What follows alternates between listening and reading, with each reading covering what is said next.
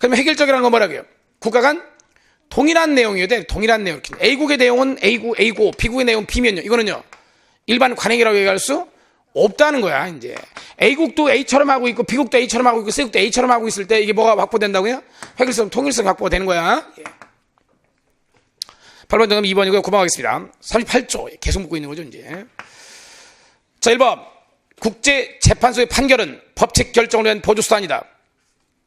요게 지금 옆에 9번, 6번에 1번 같은 거 문장이잖아, 이렇게. 판례는 어떤 판례냐고 계속 묻고 있죠. 이 6번은 1번이 뭐였었고요? 국내 판결도 인정된다는 거고, 그 다음에 이제 이 9번에 1번은요. 국제재판소의 판결은 법칙 결정을 위한 보조수단이다. ICJ 판례가 뭐가 될 수 있다고요? 보조수단 될 수 있음을 얘기를 하고 있죠. 이해되시죠? 그러니까 이 만약에 판례와 학설을 가지고 보조수단임을 얘기할 때는 이 판례를 계속 지금 응용할 수 있겠죠. 그죠? 국내 법원 판례인지, ICJ 판례인지, ECJ 판례인지, 중재판 판례인지 계속 응용할 수 있을 거라고요. 근데 6번에 1번은 국내 판례를 얘기하고 있고, 근데 9번에 1번은요, ICJ 판례를 얘기하고 있다고요. 그럼 만약에 다른 경우는 그럼 ECJ 판례나 뭐를요, 중재판의 판례를 또 집어넣을 수도 있을 거라고 그렇게 이제. 그러니까 기본은 그러니까 판례 학설할 때 이 판례는 무슨 판례라고요? 모든 판례. 또 그러니까 여러분 이 모든 판례라고 하면 또 외우면 안 된다고. 이 모든에 뭐가 들어가는지 확인해야 돼. 뭐가 들어간다고요? ICJ, ECJ, 중재재판, 국내재판. 국내재판은요, 1심, 2심, 3심 판례 다 들어갈 수 있다는 거예요, 지금. 예. 2번, 형평과 선에 의한 재판은 또 나왔으면 이렇게. 당사자 합의가 있는 경우. 중요했죠. 당사자 간 합의라고 그랬으면 이렇게. 예. 3번, 법의 일반 원칙은 국제법상 일반 원칙을 의미한다. 아까 이건 좀 문제가 될 여지가 있었죠. 이렇게 이제. 아까 법의 일반 원칙은 일반적으로 뭐라고 했는데? 이때 법이 무슨 법이라고요? 근데 아까 앞에 뭐라고 확인했습니까? 국제법의 그 일반 원칙이라고 하는 주장도 일부 있었잖아요. 이렇게. 근데 여기는 법의 일반 원칙은 국제법상 일반 원칙을 의미한다. 이랬죠. 이렇게 이제. 이런 주장이 일부 있는 거고, 대다수는 뭐라고 인정하고 있다고요? 국내법. 이렇게. 예. 4번, 법으로 소락된 일반 관행. 이게 뭔가요? 법으로 소락된 일반 관행. 이게 국제 관습이야, 이렇게. 38조 1항 2B가 이렇게 돼 있잖아요. 이렇게. 이해되시죠? 예. 이런 게 금방금방 떠오르도록 연습을 계속 해야 될 텐데, 이렇게. 개인적으로 그래서 이 기출 문제집은 여러 번 반복해서 볼 필요가 있습니다. 이렇게. 그 문장이 계속 뭐 할 거기 때문에 반복해서 출제가 되는 경우가 있기 때문에 그렇습니다. 그러니까 아마 법과목이 여러분들 헌법도 하게 되면 헌법도요. 기출 문제집을 갖다 구해가지고 뭐 할 필요가 있다고요? 반복적으로 그 분야에 대해서는. 만약에 그 분야를 내가 반복적으로 안 나오면요. 그런 이제 그렇게 중요하지 않았던 문제였던 거예요. 이렇게. 기출 문제에서는 거의 뭐라고 중요한 것은 계속 반복적으로 계속 나오고 있는 거예요. 이렇게. 그러니까 여러분들 그거 한다는 것만으로도 나올 수 있는 범위를 계속 여러분들 뭐 하고 있다고요? 내가 그러니까 보지 않은 문제가 나올 가능성을 점점 뭐 하고 있는 거라고요? 줄이고 있는 거죠. 이렇게. 이렇게 생소한 문제를 만날 수 있는 가능성을 계속 줄이고 있는 거야. 이렇게요. 10번 보겠습니다. 9번의 정답은 3번이었었고, 이렇게요. 국제법의 성문 법조나 작업이죠. 이렇게 작업이 이렇게 이제 직업이 아니고 이렇게요. 국제법의 성문 법조나 작업 보통 누가 담당하고 있죠? ILC가 지금 하고 있죠. 몇 년도에 만들어졌죠? 47년이었었고요. 이제 몇 명 있었고요? 34명이 있고 임기는요 5년 있었고 이렇게요. 총회에 자기들이 만든 법 초안 올릴 때의 의결 정도수는요 단순 과반수라고 돼 있고 총회에서 채택할 때는 국제 회의를 통해 채택하는 거니까 3분의 2 다수결이었었고요. 보겠습니다. 오래된 문제긴 합니다. 이렇게 이제 최근에는 뭐 이런 문제가 잘 나오고 있진 않아요. 이렇게요. 그래도 한번 볼 필요가 있을 것 같아서 여기는 일부러 그 다양한 패턴의 문제를 집어넣으려고 좀 이제 애를 써가지고 이제 뭐 기출 문제를 뽑은 건데 영사 관계에 관한 비엔나 협약 몇 년이요? 63년입니다. 63년. 국제정치학에서 63년은 PTBT가 있었던 그 해였었죠. 이렇게요. 니은 유엔 해양법 협약. 보통 유엔이라고 하는 건 국제연합이라고 해주는 게 일반적인데 여기서 유엔이라고 그냥 썼습니다. 이렇게 이제 채택 연도는 82년입니다. 발효 연도는요 94년이었습니다. 이렇게 94년. 그다음에 외교관계에 관한 비엔나 협약 61년이 있죠. 61년 이렇게 61년이면 꽤 여러 개의 사건이 있죠. 우리나라에서 이제 5.16이 있었던 해고, 그다음에 쿠바 혁명이 있었던 그 해고 이렇게. 예.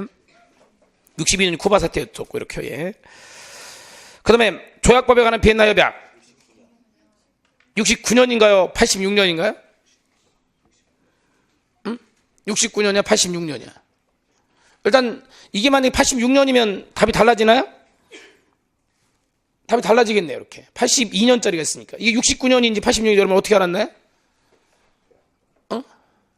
69년이라며, 좀 전까지. 그 묻잖아. 69년이야, 이게 86년이야. 86년도 이거 있잖아. 어? 어? 어? 아니, 그게 69년이라며, 이게. 69년 맞아. 근데 왜 86년이 아니냐고, 이게. 86년도 조약법안에 비엔나협약 있잖아. 이돼?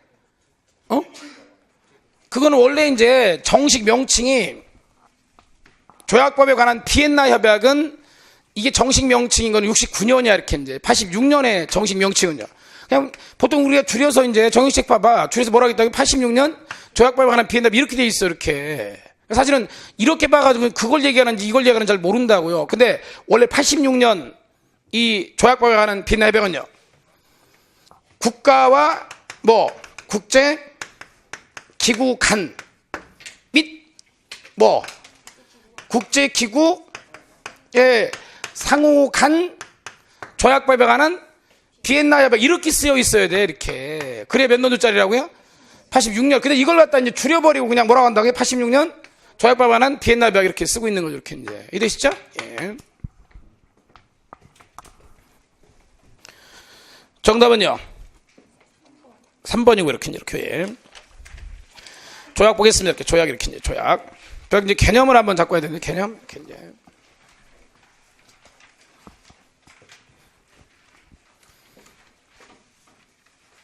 조약.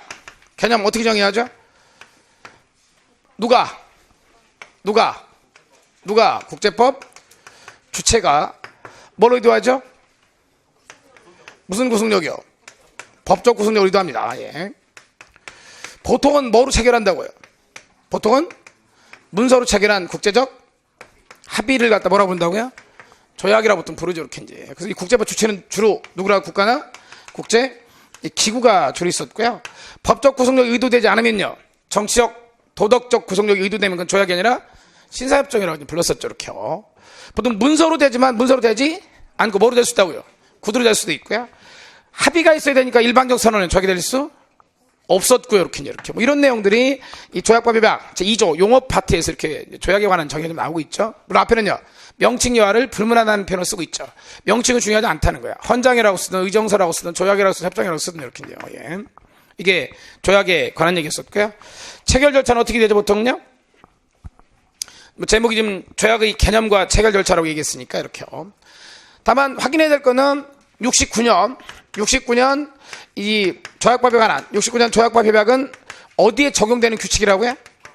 국가 간 문서로 된 조약에만 적용되는 규칙입니다, 이렇게 이제. 이해되시죠, 이렇게 이제. 이게 좀 핵심이었어요, 이렇게 이제. 예. 여기에 들어있지 않은 내용이 뭐가 있었죠? 보통 이제 구두 조약의 효력에 대해서 말하고 있지 않고, 그 다음에요, 적대 행위 개시가 조약에 미치는 내용을 말하고 있지 않고, 그 다음에요, 국가 책임과 관련된 내용이 들어있지 않고, 국가 승계에 관한 내용이 들어있지 않다. 이런 내용이 들어있지 않은 내용들이었습니다. 이렇게. 예. 체결 절차는 어떻게 되냐면,